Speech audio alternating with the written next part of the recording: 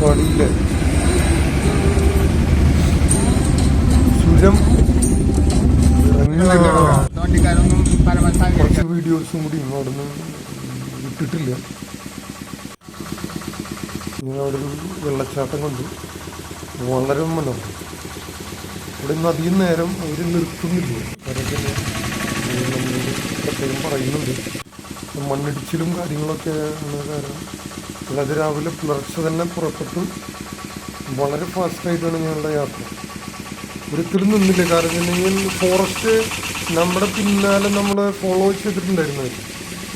വളരെ സ്പീഡിലായിരുന്നു ഞങ്ങളുടെ യാത്ര ചെയ്തത്. ഞാനും വളരെ സ്പീഡിലായിരുന്നു. എൻ്റെ ക്യാമറമാനും ഡ്രൈവറുമായ ആൻ്റണി കടമ്പാട്ടും യാത്ര തുടർന്നു.